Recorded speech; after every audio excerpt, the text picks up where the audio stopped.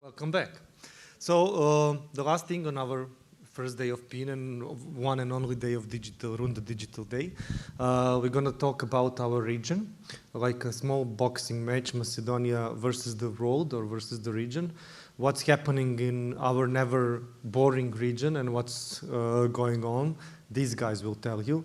I think see that we are very gender equal, like no girls among us, but we'll have to pay attention to that next time. But I'm not going to talk anymore. Dario, I'll leave the mic to you and lead the way.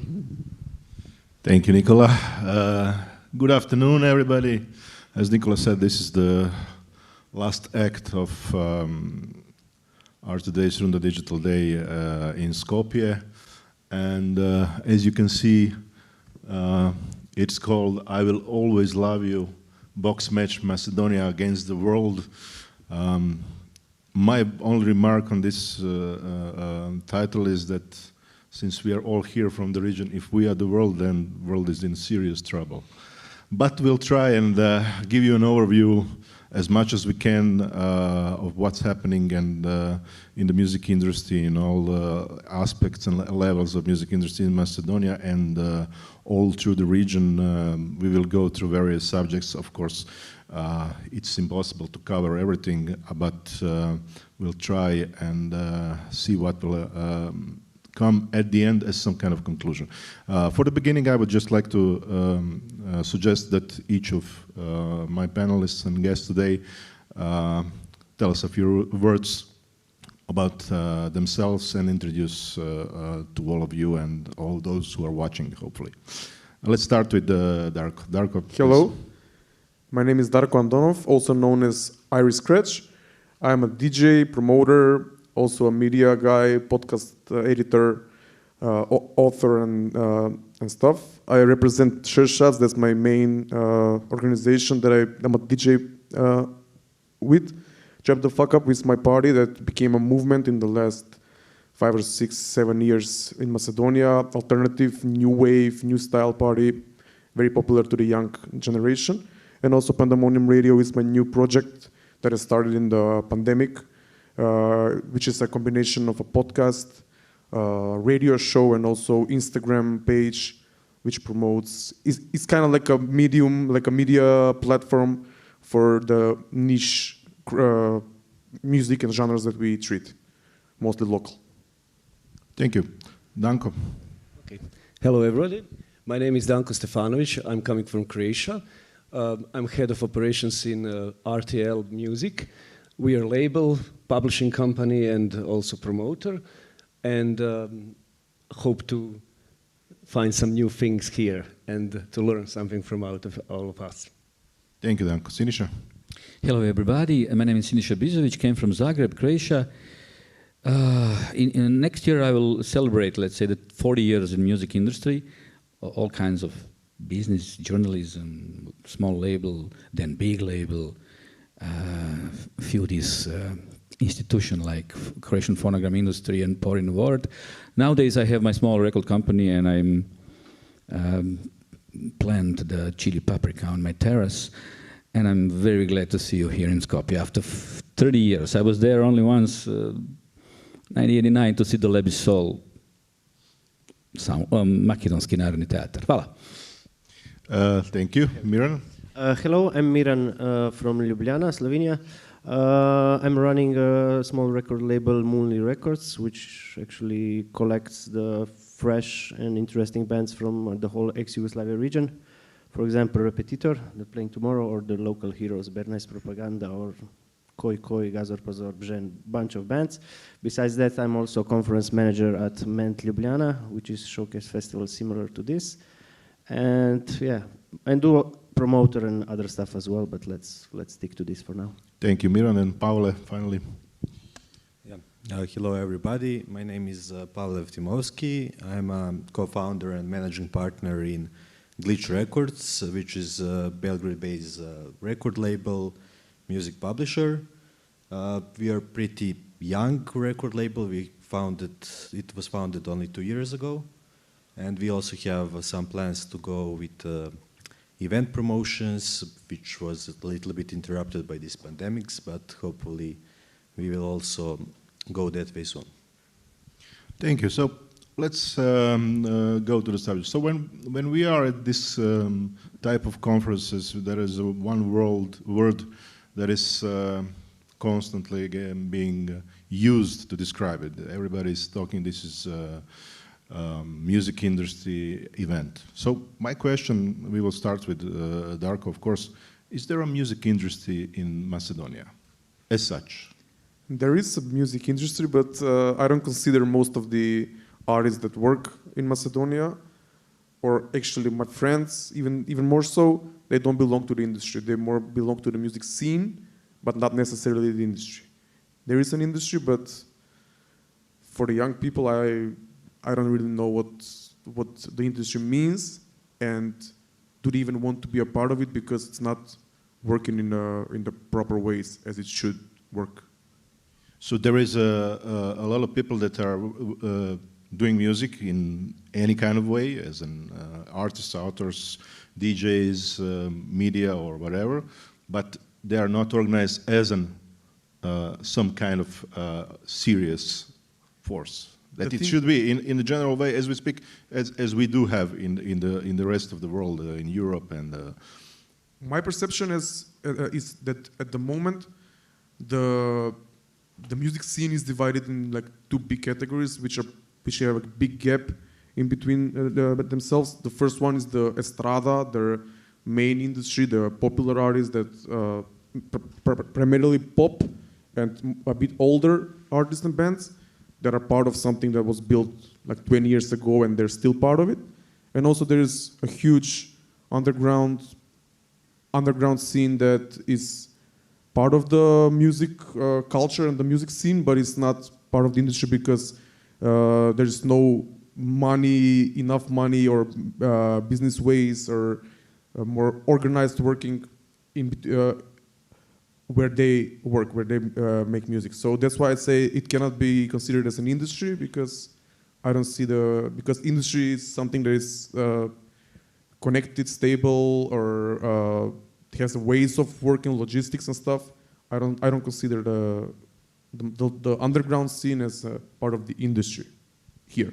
Yeah, that's interesting. So I would like to see and hear the opinion from Siniša. Siniša has been in this business for years, and probably even before it was industry in Croatia or some other parts of the region.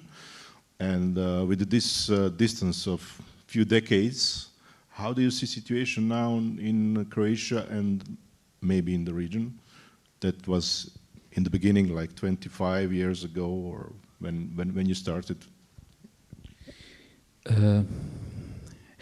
As I've been told today, so there is no phonogram industry organization in Macedonia. So I remember, this is beginning of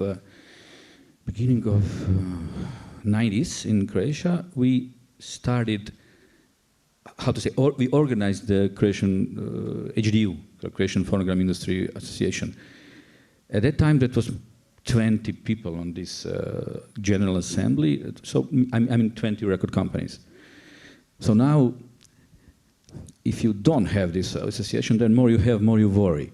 Because starting from very first start of this Croatian Phonogram Industry Association, they started wars. So you probably all know this George Orwell book, Animal Farm. So there is a three superpower, and so first and second are against the third. Then after a few years, then second and third are against the first one. And then it's a game without frontiers. All time in Croatia, we have this region, we have war, this moment, we have this war between associations right now. So in this period of time, so it's 30 years, we have 3 copyright acts, and now we have new copyright act when we have first and second, I mean, author society and composer society against phonogram industry society.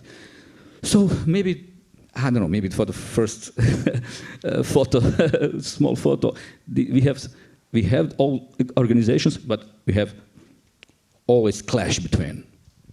them. Yeah, well, sometimes from the clash you can get something good, but generally it's not good for the business if there is a clash, constant clash. Well, Pavle, you also said that you are pretty fresh in this business. From your point of view, Serbia and the region, what is the situation with the music industry in Serbia? There are collective societies, there are associations, various associations of artists, of authors, of labels. Is it a good situation there, or there is just, you know, like marriage from interest because there's some money to divide, so then we are organized? Yeah, I would say that, yeah, those organizations exist, that's one thing. And the situation is not ideal. Things are not functioning very well. They are not very transparent, usually. The whole thing, how they give money to the artist is really hard to understand. Even when you enter the music business, you really have to spend some time to figure out everything. And probably I still didn't figure out everything, to be completely honest. But for the artist, it's especially complicated. But on the optimistic side, yeah, I'm officially only 2 years in this industry, and optimistic is that I see some things moving forward. So it's really small steps. I don't think that we will be there overnight, but let's say that I have some kind of optimistic view that in 5 years, not 5 days, we can make things better there, because as far as I see it, we started a little bit talking more to each other in the industry, like the old labels, labels that are here for 10 years, then also with this RUNDA association, we got more insights. And then also one of the initiatives that a lot of labels from Serbia jumped in is this monitoring of radio stations and airplay. And I think that now we have some material to push them to be more transparent, to ask them, okay, why I got that much, why this artist got that much, and if they keep getting a lot of these questions, I think that they will slowly start moving toward more transparent model, I would say. Yeah, more transparent we get, then they will get closer to some kind of music industry as we speak. But we heard a lot today about some futuristic models of future earning for artists, labels, copyright owners, whatever. It is something that maybe will come and maybe will not. We will see. But at this point, Darko, my question is, as an artist or a label, how do you make money in Macedonia? That was the main thing.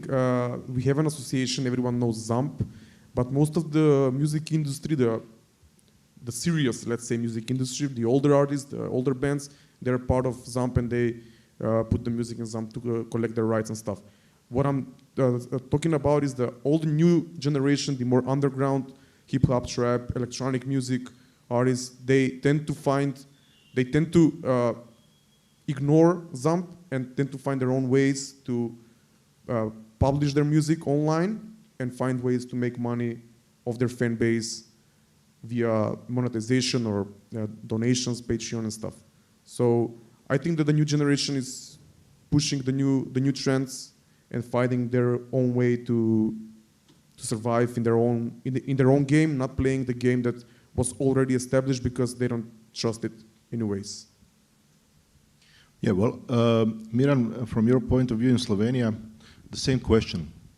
How can an artist and a label make money in Slovenia, especially when we know that there are some specific problems also in Slovenia? For instance, the problem of monetization on YouTube still didn't solve fully.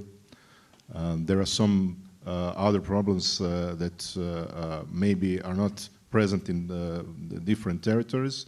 On the other hand, some situation is much better than in the rest of the regions, especially with digital services. You had it before us, at least some of them.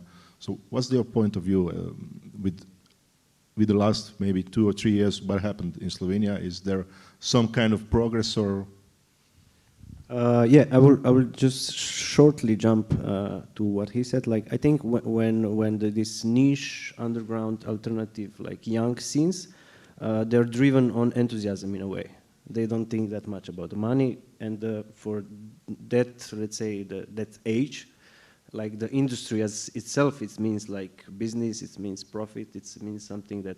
You mean he still is not on the dark side? No, I mean, but he will be. The thing soon. is then, and there is a gap in between, like when you grow up, kind of you at one point you have to decide if you want to keep it as a hobby or keep it as a business, and realize that okay, I have to make money. And with it you kind of become part of the music industry, even though like even the small niche scenes, they still how to say, produce economic value, and they're basically the part of the music industry.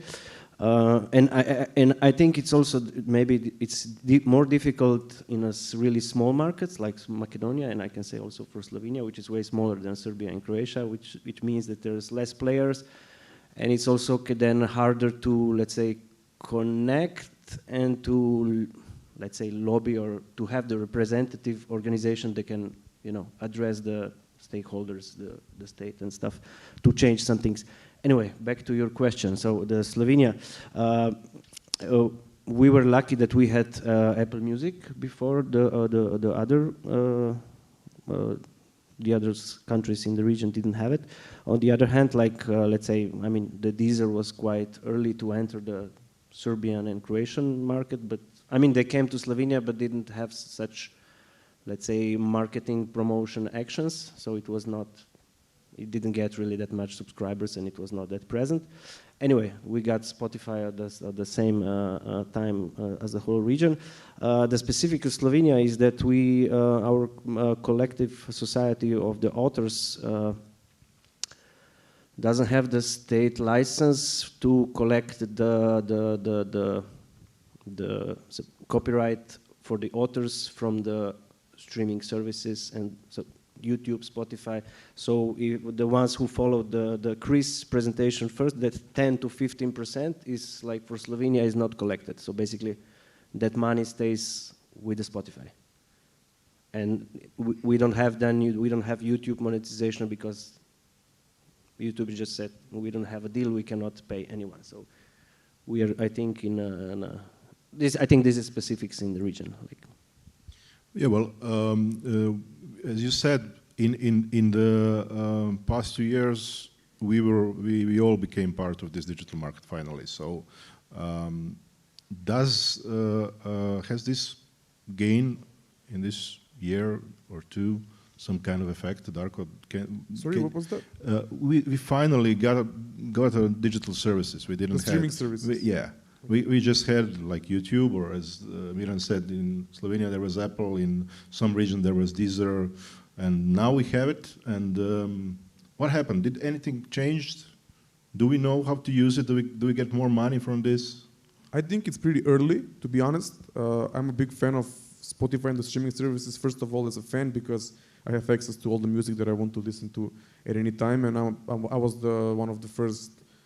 one of the people that really pushed towards using Spotify and kind of promoting it. Not just Spotify, but all the streaming services. First of all, I think that it's still a new thing. I think that mostly the people that are really into music, the music kind of nerds, they have Spotify. The random people are started getting it, but as an artist, I still think the numbers are very low. First of all, the streaming numbers, because not a lot of people have Spotify. Not a lot of people listen to the music, and of course the payment is not very good, especially when you publish your music via digital publishers like DistroKid. So I think it's a big market for the future. I believe in the streaming services, and I believe that maybe it eventually they will arrive on the Balkans, and hopefully artists and everyone involved can make at least some money of it, because most of the music is consumed for free anyway, so we'll see. But I think there's a big potential, but at the moment I don't see a lot of artists making any real money, to be honest. Yeah, well, maybe we can hear a comment from Danko. From your point of view, did the situation with digital really change, or as Darko says, it is something that we still wait to happen? Although we are learning every day much more about it, but we still, with everybody we talk, don't see any kind of breakthrough that, okay, nobody expected that it will be overnight, but are the people starting to use it? Do they understand, do they want to pay this 10 euros that Chris mentioned today, as they do for Netflix or HBO? I think that the general answer is yes. It is slow, very slow process, but it's happening. We are unfortunately missed complete scene about digital downloads. Only Slovenia had iTunes. And now with streaming, I think that COVID situation maybe speed up a little bit thing with opening up the new markets, because only streaming service for a long time in Croatia was Deezer, and it wasn't enough strong to be on its own. So now when Spotify arrived, Tidal and other services, it's much better situation. Still, numbers are very low, but it is a start. And I think that people will get used to these things, similar like with Netflix and other services in the TV sector. And I think that in a few years, I should say like 3 to 5 years, everybody will have all the services on somehow. But then we'll all be on NFTs, so there will be no use of. We'll see about that. The thing is, I still don't think that in Macedonia the people are ready to pay $10 a month. That's why most of the people I know use the family packs, which are like 15 euros for 6 accounts, which is less than 3 euros for 1 account monthly, which is actually nothing.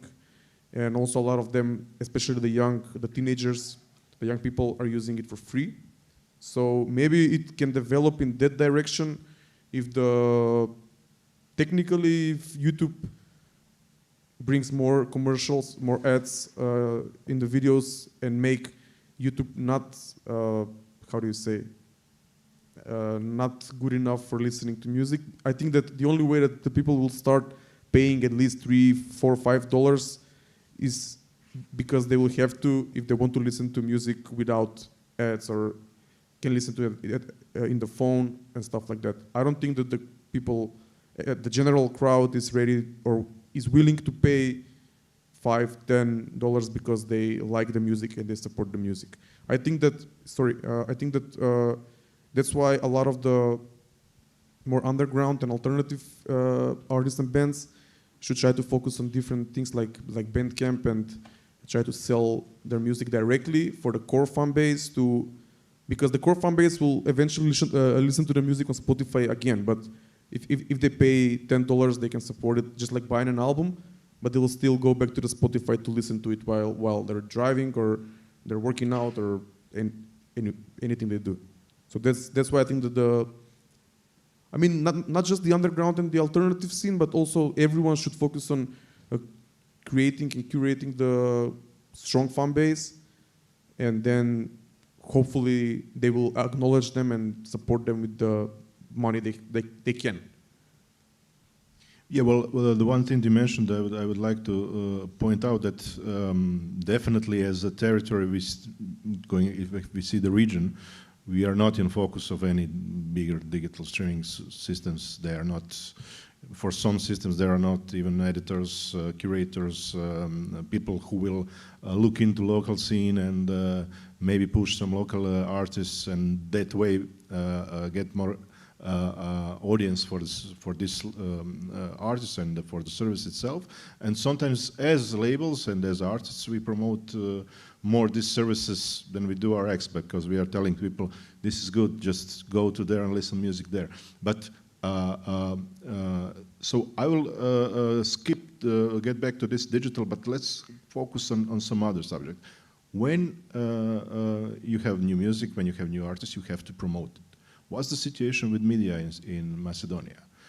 For traditional media, new media, is there a place for artists that are not only mainstream, for legacy artists, labeled bands that are present for decades, And if there isn't, what's the way to get to your audience?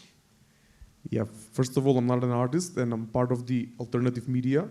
So the thing that I said in the beginning, that there's a big gap between the two quote-unquote scenes or industries. The main media, the major media, is probably still treating only the artists from the estrada, from the music, from the serious music industry, while the alternative or underground scene is looking for ways to create their own media. That's why we started the Pandemonium Radio as an alternative media, as a podcast radio show, to just do it on our own terms and treat and curate the music that we like. So I think that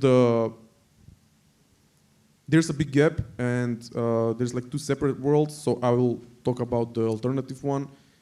It's not easy to as an artist to get your music out there, because there's not a big, very influential alternative media even scene, or even one single subject, or there's not one major radio, major in the alternative world, radio or some magazine or a web page or something like that. At least I'm not aware of it happens. So that's why everyone is trying to find their own way, and that's why we started the Pandemonium Radio show, which is more niche about the trap and the new school hip-hop music, but still I think that is the major media is not supporting the alternative artists, as I guess it's everywhere in the world is like that, especially in the Balkans. Yeah, well, on the other hand, we have situation that, for instance, in Serbia, we actually didn't have a tool to know what's been played on the radio or TV. Only if you wanted, you have to listen to all day or record it, whatever. So now, with the RUNDA project, with the monitoring of, in cooperation with BMET, we are getting some data. And what do you think this will change, Pavle? Do you think that it will help, to focus more on the artists who are getting bigger airplay, or to understand how the media works, or is it going to get us a step closer to something that we said, to some kind of better music industry in Serbia specifically? Yeah, I can say from my point of view what that brought to us. For me, it was mostly about actually transparency, to see what kind of music plays on which radio stations. And then the meat about we as a label, we got access to a few TV or radio stations. And then while discovering this on BMAT, I found out that if you are not mainstream pop, there is actually not much more to gain access to. So I would say that for some alternative scene, not becoming a mainstream pop artist, you have only few radio or TV stations that can play those things. And on the other hand, also, we don't have any law regarding the minimum amount of domestic music. So you have radio station which plays only foreign music, in example. So I don't know if that will change this part of industry, to be honest. Yeah, well, that's interesting. In Croatia, we got a new Copyright Act, and we had a possibility to change this, to get more local music on the airplay, but that didn't happen. The focus went somewhere else. Danko, you work for one of the national TV broadcasters, RTL TV. From your point of view, actually, TV stations, especially national TV stations, practically don't have music in their airplay, especially not in the prime time. It's always... It's basically all around the world. Around why is that, and why is that, and what's your view in Croatia? Is situation a little bit changed? Do we hear more Croatian or regional music in the air? And what's with the new artists? How to break a new artist if you can't hear it anywhere? I think it's the hardest situation in history for the new artists at the moment. regardless of internet possibilities. So televisions are developing in the formats that basically are not music-oriented. It's national television is still having some formats, but basically all commercial televisions are dealing with news, reality shows, and TV serials. So the music has developed in specialized TV stations only for music. And that works somehow, but it's with very low rating, especially in Croatia. So radio stations are even in worse situation for the newcomers because of formatting of radios. Very small amount of new music is basically coming to the air, and that's the main problem for all the new coming artists. So they practically developing their careers and trying to get to the people through their communities. Communities from social networking, from YouTube platforms, VOD platforms in general, and I think that's the best way for them.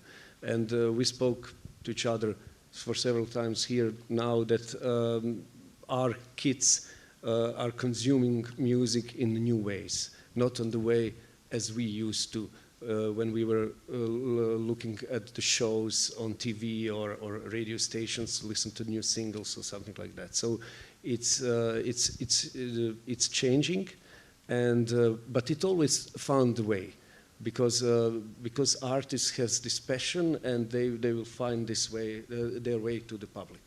So I think that's Darko. Yes, that's the main thing. The young artists are also young. At the same time, they're the new generation of fans. Either way, on the local scene or some other bands from the world that they listen to. So that's why I was talking about the big difference, the big gap, because the new fan base consumes music in a lot of different ways, new ways. Then at the same time, the artists publish or put their music out in a different way. So that's why I think that a lot of the young and new up and coming artists that are not pop, the most popular sound, even those are not focusing on the traditional media, but looking for other ways on the internet to promote and publish the music. Mostly Instagram, Facebook, YouTube, of course, and I think it's still the YouTube is the main platform at which the artists put out their videos and the fans consume the music. Well, let's go to something else. As when we started RUNDA, it was one of the idea was to connect different people who are working in the music business from different territories in the region, because somehow, although in 30 years ago we were in joint state, that connections for various reasons fade out or were broken.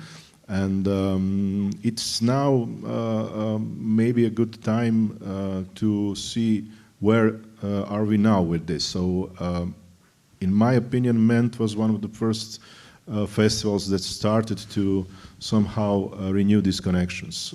Miran, you are part of the MENT, and are we now a little bit more connected than we were like 5, 6, 7, 10 years ago? And what do we know about specifically Macedonia now?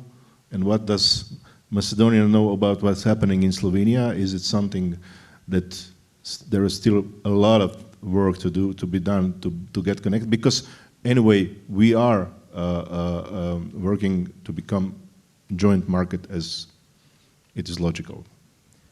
I would say, let's say on the, let's call it alternative underground scenes, I mean, these connections were always present. And also, if I mentioned before that Moonly Records exists for 17 years, and from the start we were kind of having bands from Skopje to Ljubljana, so basically we were like transnational already back then and all the time. So for us it was, I mean, one of the reasons was that Slovenia as such is too small market, especially for such niche music that we are dealing with. So it's basically, okay, like, this ex-Yugoslavia, it's still 20-something million, so there is more chance. And also with working, like let's say, with bands from different countries, it can be difficult because, in a way, you are dealing with foreign bands in your local country. But on the other hand, you got access to the local, let's say, press, the local distribution. I mean, you are kind of promoting the label through the band from Skopje, let's say. So basically, they know the label and what you're doing through that band, actually. But anyway, I think these connections were, especially in the alternative scene, like were present all the time. And I also think in the mainstream, like if there is interest, there were connections. I mean, even Dallas Records is present in different countries.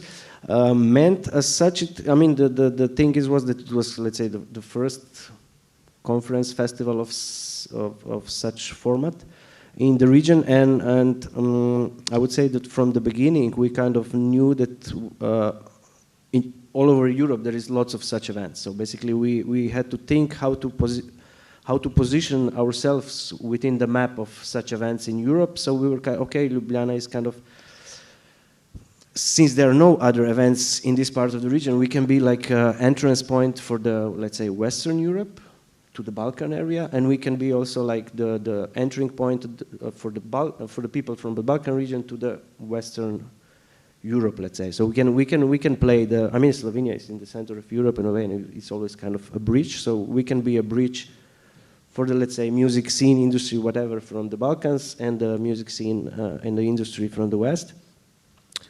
And also we choose the bands having this in mind, the artists that are performing this in this way, and we also choosing the delegates, the speakers that come to speak at our conference, also having this in mind, so that it can be like a meeting point of various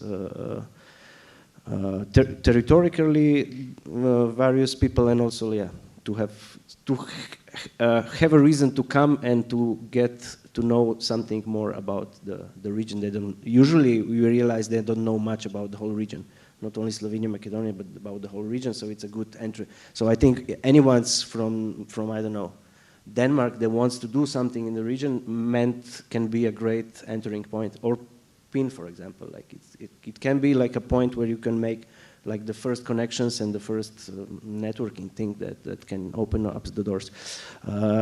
What was the second? What can be? I mean, and there is lots of place for improvement and to get more out of it. But still, even though we still don't know much about Macedonia and was the Montenegro, of this Bosnia, it's still lots of.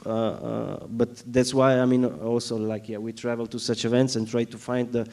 I mean, I would say, in the music scene and the music business, it's all about the connection. I mean, all about the network, the people you know, and that you have that personal, that you meet somebody personally, made a connection, and then you can explore. So basically, you have to find in every country five right people, and they will open the doors to the other people from the region. Yeah, it's funny you mentioned Dallas Records, and Siniša was managing director of Dallas Records for years, and in the beginning, probably in Croatia, one of the first companies that started to work with regional artists from other territories after the war, let's say. And it wasn't easy at the beginning when we did a promotion for, I don't know, Vlatko Stefanović, even there were obstacles, and the situation was sometimes tensed. Now, like 20 years later, are we in a better place? I think yes. But I have to. You mentioned Vlatko Stefanović. It was. I listened 3 days ago.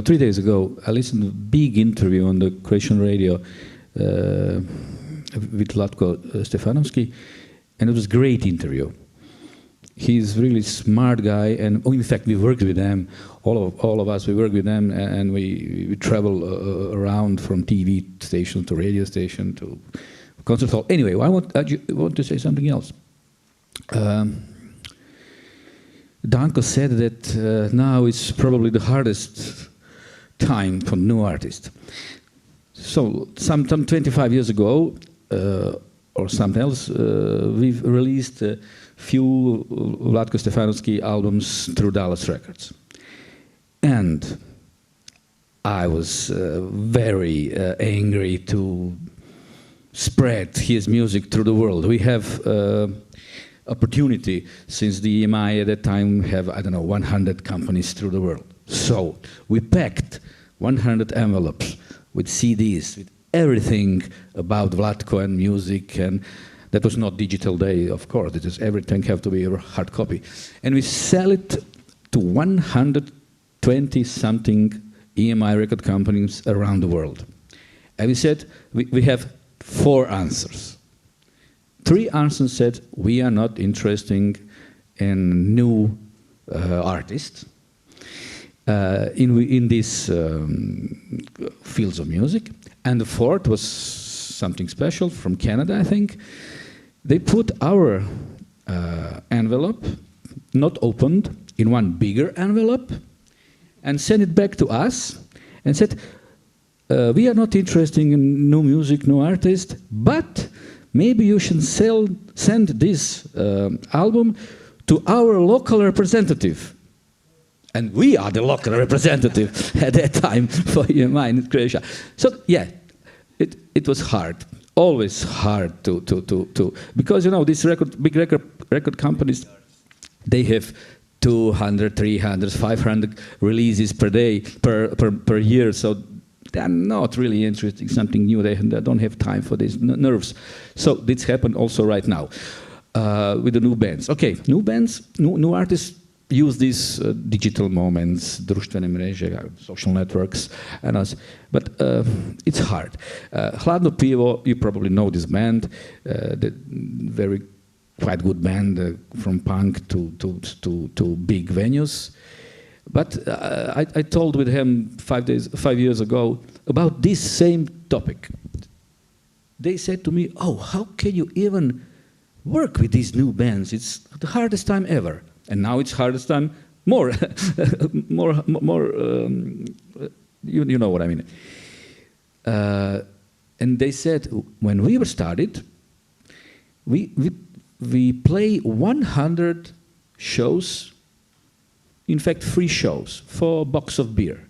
Now bands, there is no chance to play 100 shows for box of beer, because there is no 100 place in Croatia, no 100 stages, no clubs enough. This is probably the most problem, the biggest problem as I can see. The band cannot play. There is no place to play. Yeah, well, that's even more important to be connected in the region. So there are a lot of clubs in the old territories than only in Croatia. But Darko, how do you see it from your position? Do you see that in your, of course, world of alternative music, is it important to be connected with the region, or do you look at it as just part of the rest of the world? Interesting question. Me personally, I'm all about connecting with everyone, with first of all the local here in Skopje, in Macedonia, and then all around Macedonia, and then all around the Balkans. I think it's very important, and I try to tell my fellow friends and artists that to connect with producers, with managers, with media from all around the world. But as a genre, as a hip hop genre that uses the Macedonian language usually, I don't think that anything outside the Balkans is viable to go to. So I'm all about connecting, but for my fellow artists, I think it's mostly the most important thing is to connect firstly here in Macedonia, and then in the Balkans, the worldwide scene. It's always good. It's even better to listen to some experiences from all around the world, but I don't think that it can bring something big to the artist, because unfortunately, the music is made to be heard in Macedonian language, so that's a big problem. But I think that networking is very important. Yeah, well, one thing that is also important is getting some funds, maybe from the state, from the country, from the Ministry of Culture or other similar institutions. What's the situation with this in Macedonia? Do you have any chance to get for any kind of project, and did something happen with this crisis in COVID pandemic? Did you get any help from the state? Was it any chance to even, approach and create some ideas and maybe not as a, I don't know, companies or whatever, but as a sector? Yes. First of all, I'm speaking in the name of the people I know. I'm not part of it. I think that there was some financial help, but it was almost nothing, considering that the artists couldn't perform for a year and a half. So maybe they got like 2 times 500 euros or even less, something like that, which was okay. Some of the people that met the criteria got funds as a help, but mostly as a sector, as an industry, there was no help. And to be honest, I wasn't expecting everything that was given was just like a bonus, because I wasn't expecting the government to help the creative community and especially the alternative. In the ways of getting the money from the tenders and from the cultural ministry and stuff like that for projects, I think that you can get funds, even though most of the funds go to the big players and many of the funds are shady in a way, are given in a shady deals to some people, but I think you can get it, even though I'm not sure that some of the alternative scene is applying for those funds, but my perception is that maybe most of it doesn't trust that the money will be spread fairly, so they don't even apply.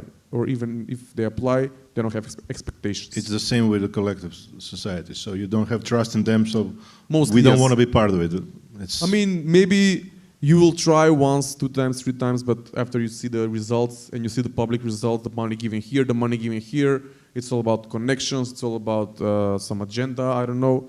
And my perception is that maybe as a promoter and organizer of events, I still try to apply for the events that I think are good for something like that, for financial help from the state or the Ministry of Culture or from the city.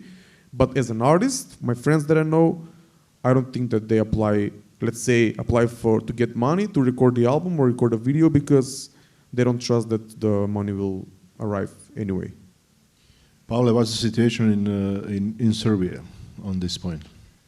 Yeah, there was no any special help for music industry for government. There was some help from Sokoj, minimal, but it was also not expected, so it was better something than nothing. And maybe on this topic that Darko mentions about not trusting collecting societies, and we as a young label usually work with young artists, so it's their debut or second album. And we invest really a lot of time to educate them, because I don't think those things are exclusive. So it's not you go with digital and you forget about traditional, but I think that you need to push both ways in parallel, because at the end those rights are yours, they belong to you, and it's not smart to leave them apart. So that's the fight, but I think that someone needs to fight it. And because on that topic also, I'm sometimes really surprised that even the artists that are releasing their second album, usually they know about Sokoj, which is a song authors collecting societies, but not for other two. It's a really we have like those free societies, and it really usually happens that they didn't even heard for 2 of them. And then, okay, we can blame it on collecting societies, not approaching young people and so on. But on the other hand, I think it's not smart to just say, I'm not satisfied with that. Especially because it's not like two-way street. It's you can go parallel in the same time. Yeah, Danko, in Croatia we had, we can't say we didn't get nothing, something happened. Yes.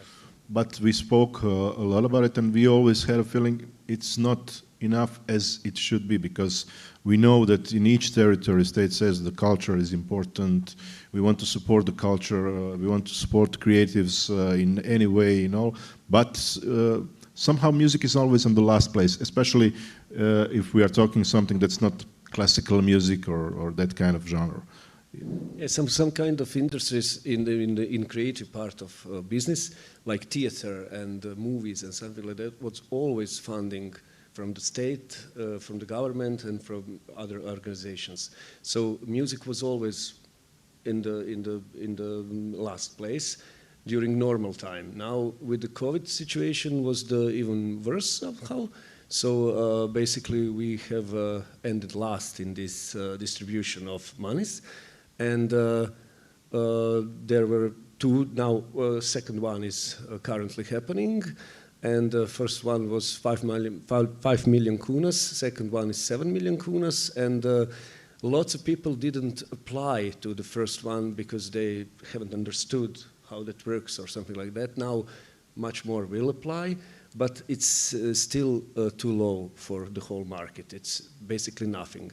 Government help, one thing, during the lockdown period. They founding companies which had reduced in the revenues more than 80%. So that wasn't, but it wasn't not only for the music, it was for the complete economy. So there have been some fundings, but just a little bit on this, what you speak about the collecting societies and everything.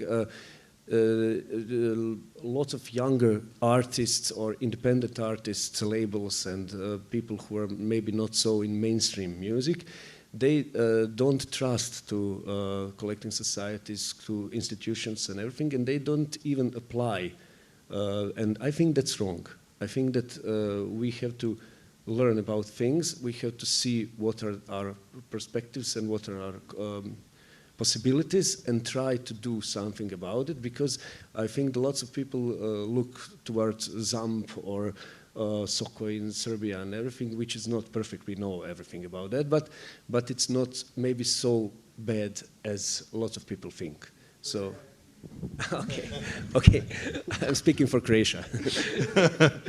Yeah, well, Miran, when we from the rest of the region look at the Slovenia, we always say, oh, they are the best, they get enough money from the Europe. We still don't know how to apply, how to do this. What's the trick? Is it true? Are you getting really a lot of money from the European Union for the culture? I don't know, probably the same as Croatia. Anyway, I mean... We joined, but nothing came still. The thing, if we go back to what was it during COVID times, basically, I mean, it's close to what we heard before. Like in Slovenia, the music sector as such was like, is part of it is kind of part of the Ministry of Culture, let's say jazz, classical music, experimental. But of course, the Ministry of Culture doesn't really take the mainstream pop and all electro music to as an art itself. So basically, they're pushing like, yeah, but your music, you go to the Ministry of Economics, and you get your fundings there, and so it's basically you're in between two ministries, and they're like kind of sending you on the other side, like so basically. In the end, of course, there were some money available, but it was mostly not specifically for music, but it was for the general economy, and also music. The people who are active and have the right status get the money, but not because of music, but because of basically everyone who do something got it. Let's say it was okay. There were some fundings from the collective societies, but it was again mostly for the bigger ones. And getting back to the what he said about the one important thing about the collective societies, what maybe especially the young ones don't understand, is that basically by law the collective societies are collecting money on your behalf if you are part of them or not. So basically they're collecting the money from the radios, from the public performance, everything. And if you're not part of it, they just cannot distribute it to you in a way. And they distribute it to somebody else. Of course, we can always say the transparency of things is, but still, you have to keep in mind that there is money on the table on your behalf, and maybe you should take part to hopefully one day get it, or be loud about it and try to move things. It's not easy, it's super hard, but somebody has to do it. The other thing is like, yeah, like I said, most people don't know that, but if the music is your life, if you want to do it like from the bottom of your heart, then it's not only about making music, it's also about learning about how the music industry works in a way, and what you need to know to climb the ladder. So basically go to such events. I mean, a spin, a cement, as, I don't know, indirect contact, whatever. It's lots of stuff where you can get lots of knowledge. I mean, the internet is free. You can get so many information. And if you want to do music in your life, then you have to educate yourself. That's on collective side, but also on the other things, how the music industry works. Yeah, well, Darko, maybe just to get back on this subject, is there any knowledge here or any, did you try or maybe look for some information to get some money from the Creative Europe, from European funds, to get in some kind of project, joint projects from the, like kind of actors in your niche of music? Me personally, no. I don't think I haven't heard of those funds, so I would love to educate myself. For instance, for Music Moves Europe or that kind of, that are specialized for the sector. I'm not sure, no. Yeah, so that's the problem. We need to educate more each other and to share the information. Who is supposed to promote those kinds of funds? The Ministry of Culture. Maybe some artist or someone from Macedonia can tell us if they know, if they heard of something like this or not. Yeah. That's the main problem, because as an approaching territory, you are allowed to join this kind of, and especially when we were in the status of approaching, we were able to get more money than we are now as a member, because the focus is going always to those territories who are approaching, of course.